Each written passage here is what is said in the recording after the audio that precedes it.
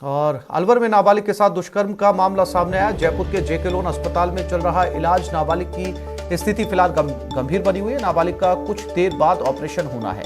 Plastic surgeon, gynae और अन्य doctors यहां मौजूद रहेंगे। अलवर से दिल्ली के निर्भया कांड की तरह रेप और दरिंदगी की दिल दहलाने वाली खबर आई है। बदमाशों ने 15 साल की मंदबुद्धि लड़की के साथ हैवानियत के बाद उसे अलवर शहर की तिजारा पुलिया पर फेंक दिया था। बेहोशी की हालत में मिली लड़की की सूचना स्थानीय लोगों ने पुलिस को दी, जिसके बाद उसे तुरंत सरकारी अस्पताल के आईसीयू में भर्ती करवाया गया, लेकिन हालत गंभीर होने पर उसे जयपुर रेफर कर दिया गया। पुलिस की शुरुआती जांच में सामने आया कि लड़की के साथ हैवानियत की हदें पार की गई है। मामले की गंभीरता को देखते हुए कलेक्टर नन्नूमल पहाड़िया और पुलिस अधीक्षक तेजस्विनी गौतम समेत दूसरे आला अधिकारी अस्पताल पहुंचे। पुलिस ने रात को आरोपियों की तलाश शुरू कर दी, लेकिन अभी तक उनका कोई सुराग नहीं लग पाया है।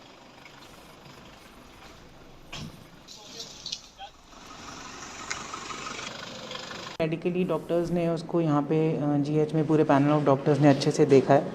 कलेक्टर साहब और मैं खुद यहाँ पे भी हैं, पूरा बातचीत भी की है।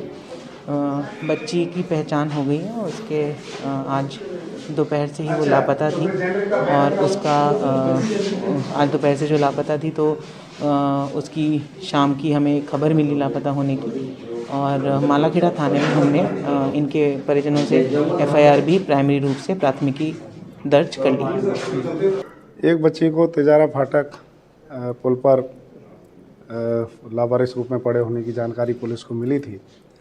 जैसे ही पुलिस को जानकारी मिली, उन्होंने तत्काल उस बच्ची को रेस्क्यू किया, हॉस्पिटल में लेके आए और डॉक्टर्स की पूरी टीम तत्काल प्रभाव से वहाँ पहुँच गई और उन्होंने अपना इलाज शुरू कर दिया। मेरे को जानकारी मिलते ही मैंने एडीएम सिटी और एडीएम सेकंड को हॉस्पिटल भेजा। हमारे एसडीएम साहब और तहसीलदार जी आए, पुलिस का पूरा अमला था।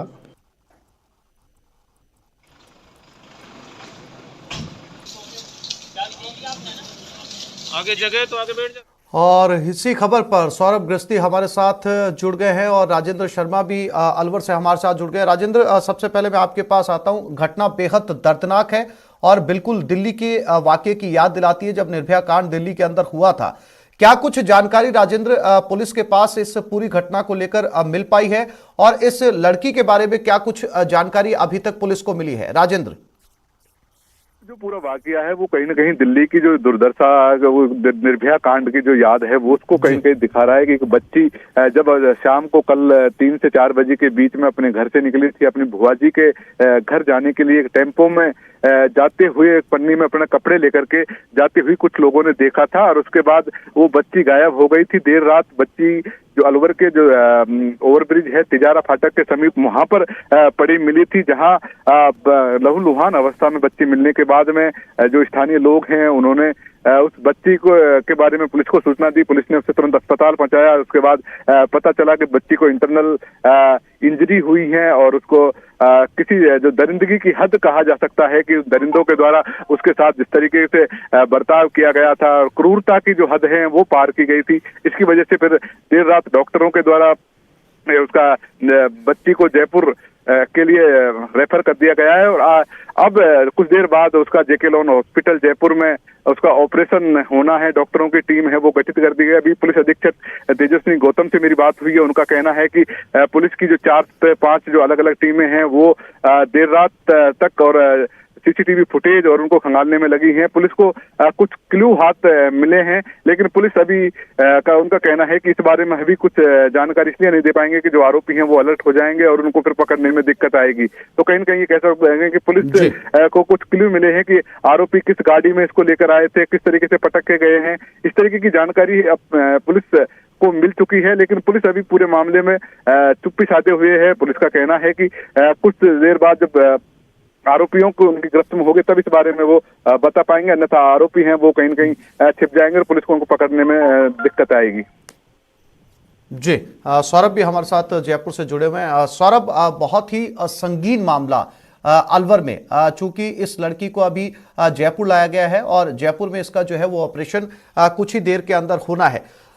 किस तरीके से इस पूरे मामले को जो जयपुर पीएचक्यू है वो देखता है, कितनी यहाँ से जो है आईबी की मदद जो है वो अलवर पुलिस को मिलेगी ताकि आरोपी जो है वो जल्द से जल्द पुलिस के हाथ आ सके। और जैसा कि अलवर संवाददाता बता रहे कि काफी कुछ जानकारी अलवर पुलिस के पास में आ चुकी है, डिस्क्लोज इसलिए नहीं कर रहे कि कहीं ना कहीं आरोपियों को भागने में मदद मिल सकती है।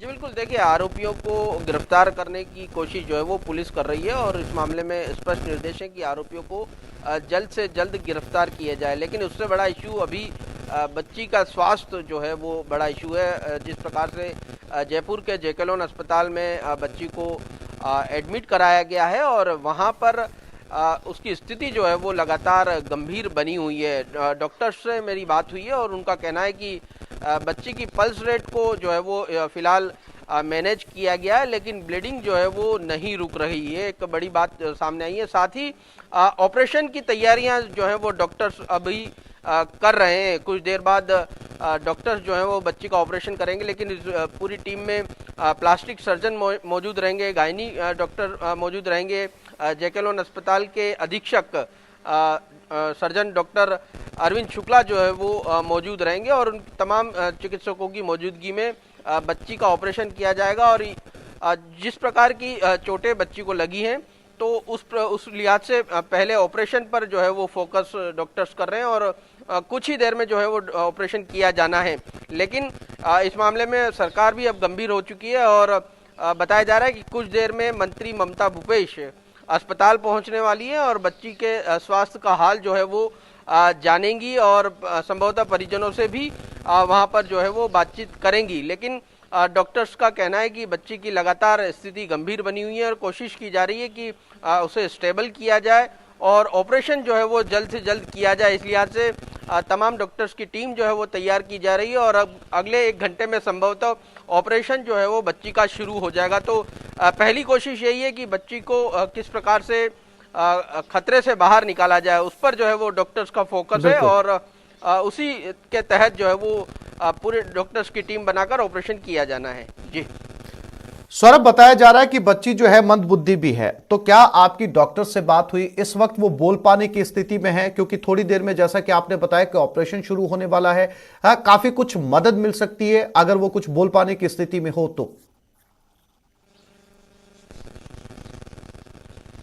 देखिए, जिस प्रकार से बताया जा रहा है कि बच्ची की मानसिक स्थिति ठीक नहीं है, लेकिन डॉक्टर्स का काम जो है वो ये जानना नहीं है कि उसके साथ किस प्रकार से क्या कुछ घटना हुई है। अभी फिलहाल डॉक्टर्स का ये फोकस है कि बच्ची का इलाज कैसे किया जाए, उसकी जो कंडीशन है उसे कितना जल्दी रिकवर किया जाए, उसे स्टेबल किया जाए, उस पर डॉक्टर्स का फोकस है। और यही कारण है कि डॉक्टर अरविंद शुक्ला जो अधीक्षक हैं उनके नेतृत्व में टीम तैयार की जा रही है डॉक्टर्स की और उसके बाद ऑपरेशन जो है वो किया जाना है। फिलहाल बातचीत की बात जो है वो सामने नहीं आ पाई है, लेकिन डॉक्टर्स अभी फिलहाल टीम तैयार करके ऑपरेशन करने में लगे हैं। जी सौरभ, आपने बताया कि थोड़ी देर के अंदर जो है वो ऑपरेशन शुरू होने वाला है। डॉक्टर से भी लगातार जो है वो आपकी बातचीत हो रही है। सौरभ, क्या डॉक्टर्स का कहना है कि ऑपरेशन जो है वो कुछ ही देर के अंदर पूरा कर लिया जाएगा? कब तक रिकवरी जो है वो इस बच्ची की हो पाएगी कि इसका जो स्वास्थ्य है वो बिल्कुल ठीक हो जाए इस ऑपरेशन के बाद में? सौरभ, जिस प्रकार की कंडीशन बच्ची की है उस हिसाब से क्रिटिकल कंडीशन जो है वो बच्ची की बताई जा रही है। बच्ची जब आई थी तब उसे लगातार ब्लीडिंग जो है वो हो रही थी। इस लिहाज से डॉक्टर्स ने पहले ब्लीडिंग रोकने की कोशिश की है। ब्लड जो है वो बच्ची को फिलहाल चढ़ाया जा रहा है और पल्स रेट को, जिस प्रकार से डॉक्टर्स का कहना है, पल्स रेट को मैनेज डॉक्टर्स द्वारा किया गया है। अब जो है वो ऑपरेशन की तैयारी होनी है। तो ऑपरेशन किस प्रकार का रहता है, किस प्रकार से बच्ची को जो है वो चोटें लगी है, उस लिहाज से ऑपरेशन कितना लंबा चलता है ये कह पाना थोड़ा मुश्किल है और कितनी बार होगा, क्योंकि ये भी जरूरी नहीं कि एक ही बार में ऑपरेशन जो है वो सक्सेसफुल हो जाए। उसकी चोटें किस प्रकार की है उसके लिहाज से जो है वो ऑपरेशन होगा। संभवतः 1, 2, 3 अलग अलग सर्जरीज भी डॉक्टर्स को करनी पड़े, लेकिन फिलहाल जो है वो तमाम डॉक्टर्स को बुलाया गया है और उसके बाद ऑपरेशन की तैयारी जो है वो शुरू कर दी गई है। अगले कुछ देर में ऑपरेशन भी शुरू होगा और उसके बाद पता चल पाएगा कि एक्चुअल बच्ची की कंडीशन किस प्रकार की है, क्योंकि लगातार ब्लीडिंग होना ये अपने आप में खतरनाक जो है वो है। और कल रात से अगर ब्लीडिंग हो रही तो ये माना जा सकता है कि बच्ची का कितना खून जो है वो निकल चुका होगा। इस लिहाज से भी जो है बच्ची को खून चढ़ाया गया है, पल्स रेट नॉर्मल की गई है, स्टेबल करने की कोशिश जो है वो डॉक्टर्स लगातार कर रहे हैं। और अब ऑपरेशन होगा तब जाकर ये स्थिति स्पष्ट होगी कि बच्ची की कंडीशन किस प्रकार की है और कितने ऑपरेशन और जो है वो करने पड़ सकते हैं और कितना जल्दी वो खतरे से बाहर आ सकती है। जी बिल्कुल सौरभ, बहुत महत्वपूर्ण बात है कि अगर पल्स रेट को मैनेज किया जाए और अगर इस क्रिटिकल कंडीशन से निकल कर आती है बच्ची तो जो है वो काफी हद तक स्वास्थ्य के अंदर सुधार हो सकता है। कितने डॉक्टर्स की टीम का गठन वहां पर किया गया है जेके लोन हॉस्पिटल के अंदर, क्योंकि तमाम लोग भी वहां पर पहुंच रहे हैं और इस वक्त देखा जाए तो सभी की नजर इस पूरे मामले पर बनी हुई है। सौरभ,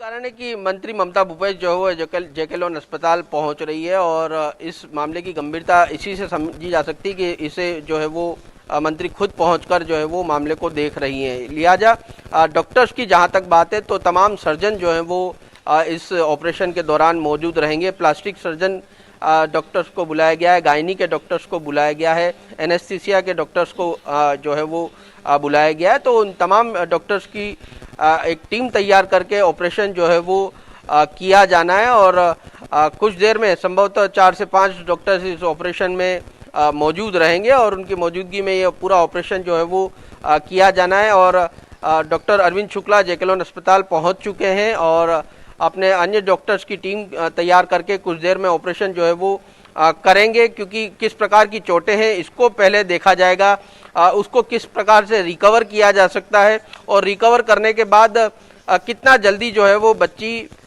स्टेबल कंडीशन में आ सकती है। इन तमाम पहलुओं पर जो है वो अगले 1-2 घंटे नज़र रहने वाली है और ये कोशिश होगी कि जल्दी से जल्द जो है बच्ची खतरे से बाहर आ जाए, क्योंकि जिस प्रकार से ब्लीडिंग की बात सामने आ रही है और खून निकलना एक तरह से कहा जा सकता है कि बहुत खतरे की बात जो है वो लगातार बनी हुई है। इस लिहाज से बिल्कुल सौरभ, हमारे साथ अरबाज अहमद भी जुड़ गए हैं और साथ ही साथ संगीता बेनीवाल ने अपने कोटा के सभी कार्यक्रम रद्द कर दिए और वो इस वक्त जेके लोन हॉस्पिटल पहुंच रही है। क्या अपडेट अरबाज? जी बिल्कुल, देखिए आसिफ जो राजस्थान बाल आयोग अध्यक्ष हैं संगीता बेनीवाल, उनका कोटा का कार्यक्रम था और वो रवाना भी हो चुकी थी, लेकिन मुख्यमंत्री कार्यालय से जब जानकारी मिली और पूरे मामले को लेकर के वो खुद भी मॉनिटर कर रही थी, उन्होंने तमाम कार्यक्रमों को रद्द करते हुए जो अपना रुख है वो जयपुर की तरफ वापसी कर लिया है और वो सीधे जेके लोन अस्पताल पहुंचेंगे। हालांकि वो जो मेडिकल टीम है जो ऑपरेट करने वाली है उन लोगों से लगातार संपर्क में है। उन्होंने निर्देशित कर दिया है फोन पर कि किसी तरह की कोई कमी इलाज में, ऑपरेशन में कहीं ना आने दी जाए, हर संभव प्रयास की जाए, जहाँ जितनी जो जरूरत है हर तरह की मदद की जाएगी। फिलहाल वो कुछ ही देर में जो है जेके लोन अस्पताल पहुंचेंगी, वहां पहुंच करके बाकायदा खुद मौके पर मौजूद रहेंगी ताकि जो भी तमाम सुविधाएं इलाज मुहैया कराना है बच्ची को वो मुहैया कराया जाए और इसकी जो बचाने की कोशिशें की जा रही हैं उसमें कोई कमी ना आने दी जाए। इससे पहले कुछ देर पहले यहाँ पर जो है महिला बाल विकास मंत्री ममता भूपेश, उन्होंने भी ऐलान किया वो कुछ देर में यहाँ पहुंचेंगी और जानकारी लेंगी पूरे हालात की किस तरह की स्थिति। लेकिन जो रिएक्शन वाली बात है, जो घटना एक तरह से हुई है शर्मसार करने वाली पूरे प्रदेश को, उस स्थिति में जो दोनों डिपार्टमेंट्स का और आयोग का रिएक्शन है वो बहुत फास्ट है और उम्मीद की जानी चाहिए इस तरह के रिएक्शन घटनाओं के होने से पहले ग्राउंड लेवल पे भी हो ताकि ये हालात ना हो और इस तरह की स्थिति ना बने। फिलहाल ये तमाम जो लोग हैं पहुंचेंगे और भी कई लोग यहाँ पर जो जेके लोन अस्पताल पहुंचेंगे ताकि जो भी सरकार की तरफ से मदद है या अपनी तरफ से बातचीत की जानी है उसके लिए कोई कमी ना रहने दी जाए। जी आसिफ। जी राजेंद्र भी हमारे साथ अलवर से लगातार बने हुए एक बार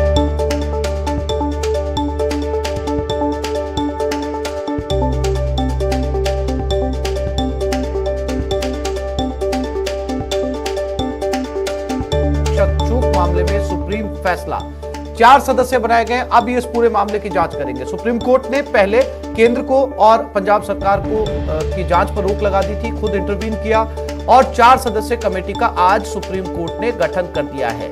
अब ये 4 सदस्य कमेटी इस पूरे मामले की जांच करेगी कि आखिर सुरक्षा में चूक हुई कैसे, किस स्तर पर यह गड़बड़ी हुई थी।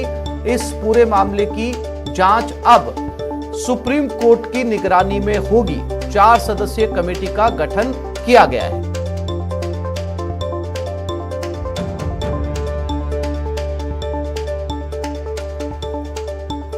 पीएम सुरक्षा चूक मामले में सुप्रीम कोर्ट ने सीधा हस्तक्षेप करते हुए पंजाब और केंद्र सरकार की जांच पर रोक लगाते हुए खुद 4 सदस्यीय कमेटी का गठन कर दिया है। अब ये 4 सदस्यीय कमेटी उस पूरे घटनाक्रम की बारीकी से जांच करेगी, सिरे से जांच करेगी। जब प्रधानमंत्री नरेंद्र मोदी का काफिला एयरपोर्ट से रवाना हुआ था, वहां से लेकर रास्ते भर में क्या कुछ घटित हुआ, कहां पर काफिले को रोका गया, भीड़ कितनी दूर पर थी, क्या आईबी को इन्फॉर्म किया गया था, क्या एसपीजी राज्य पुलिस के संपर्क में थी, उस समय किस किस को फोन किए गए थे और कहां पर किसकी क्या भूमिका रही है, इस पूरे मामले की जांच अब 4 सदस्यीय कमेटी करेगी।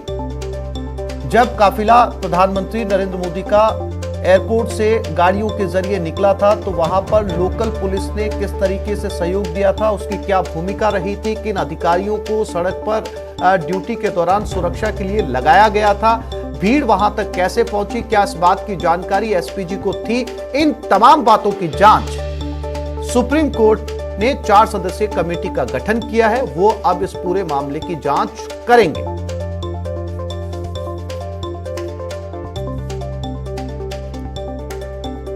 फिलहाल सुप्रीम कोर्ट ने सीधा इस मामले में हस्तक्षेप करते हुए 4 सदस्यीय कमेटी बनाई है। अब ये 4 सदस्यीय कमेटी इस पूरे मामले की जांच करके अपनी रिपोर्ट सुप्रीम कोर्ट को सौंपेगी।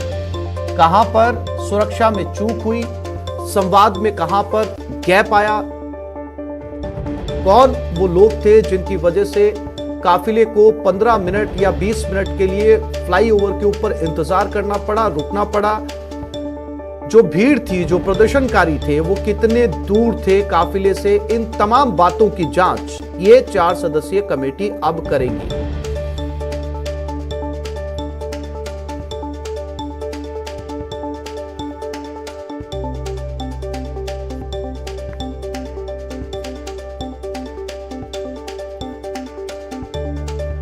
सुप्रीम कोर्ट ने 4 सदस्यीय कमेटी का गठन कर दिया है। अब ये 4 सदस्यीय कमेटी, जिसमें पूर्व जस्टिस इंदु मल्होत्रा के नेतृत्व में यह समिति जांच करेगी। पंजाब हरियाणा हाईकोर्ट के रजिस्ट्रार जनरल भी इसमें शामिल किए गए हैं। ये अब इस पूरे घटनाक्रम की सिरे से जांच करेंगे। 4 सदस्यीय कमेटी का गठन हुआ है।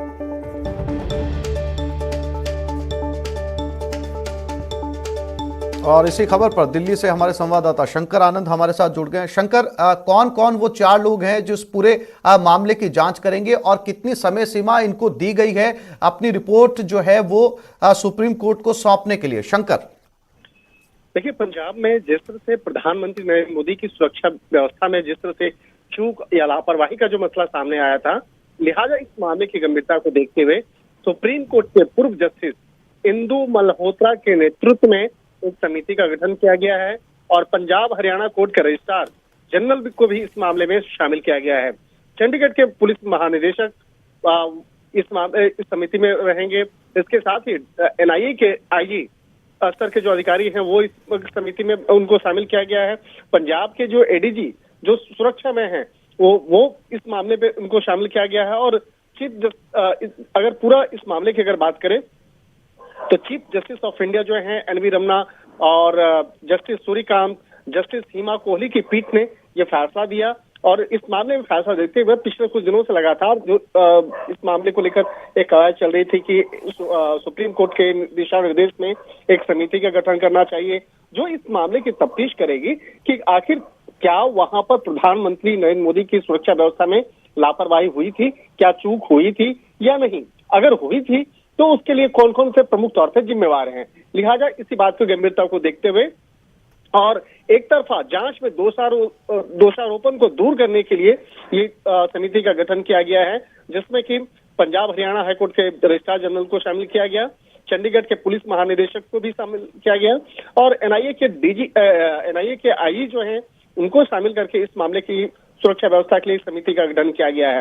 निश्चित तौर पे एक बड़ी बात कही जाएगी कि इस मामले की जब तफ्तीश करने के बाद रिपोर्ट को फिर सुप्रीम कोर्ट के सामने रखा जाएगा, उसके बाद सुप्रीम कोर्ट को अगर लगेगा कि इस मामले में जांच करने के लिए किसी एजेंसी को दिया जाए, तो उसके बाद इस मामले पर आगे इन्वेस्टिगेशन का उस आधार पर अपडेट किया जा सकता है। लेकिन ये देखना लाजमी होगा कि इस मामले पर जो एक समिति बनाई गई है किस तरह से इस मामले पर तफ्तीश करेगी, और तफ्तीश करने के बाद उसका स्टेटस रिपोर्ट जो है वो सुप्रीम कोर्ट को दिया जाएगा। जी शंकर, कोई समय सीमा तय की गई है रिपोर्ट सौंपने के लिए सुप्रीम कोर्ट को? देखिए, समय सीमा तो अभी फिलहाल तमाम अपडेट्स अभी नहीं आ पा रहे हैं, लेकिन इस रिपोर्ट को देखने के बाद, जो आज का जजमेंट है, उस जजमेंट को देखने के बाद थोड़ी देर के बाद तमाम जो चीजें जो हैं वो तय हो जाएगी कि कब तक का इसका वक्त मुकर्रर किया गया है। सुप्रीम कोर्ट ने पंजाब हरियाणा हाईकोर्ट के रजिस्ट्रार जनरल को जिस तरह से बाकायदा सुरक्षा में चूक से संबंधित सभी दस्तावेज को सुप्रीम कोर्ट के द्वारा बनाई गई समिति को सौंपने के लिए कहा गया है। सबसे पहले देखिए, दस्तावेज की जो प्रक्रिया है उसको पूरा किया जा रहा है कि अभी तक पंजाब में जो भी इन्वेस्टिगेशन हुआ है, पंजाब के स्थानीय पुलिस के द्वारा जो इन्वेस्टिगेशन हुआ है, वो सबसे पहले एक तमाम अपनी रिपोर्ट को इस समिति को सौंपेगा। उसके बाद समिति के तमाम सदस्य इस मामले पर बैठ करके चर्चा करेंगे कि इस मामले पर इन्वेस्टिगेशन के द्वारा क्या क्या होना चाहिए और किस तरह से इन्वेस्टिगेशन को आगे बढ़ाना है। तो एक तरह से कह सकते हैं कि इस जांच समिति में एनआईए जैसी जो जांच एजेंसी है उसके अधिकारी भी होंगे, जो न्याय प्रणाली से जुड़े हुए जो जज हैं जी शंकर जी, तमाम जानकारी के लिए शंकर आनंद आपका धन्यवाद।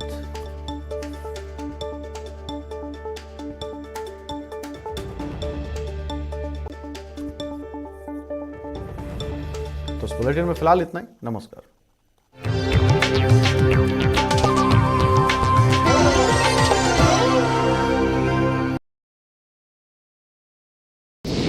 कोरोना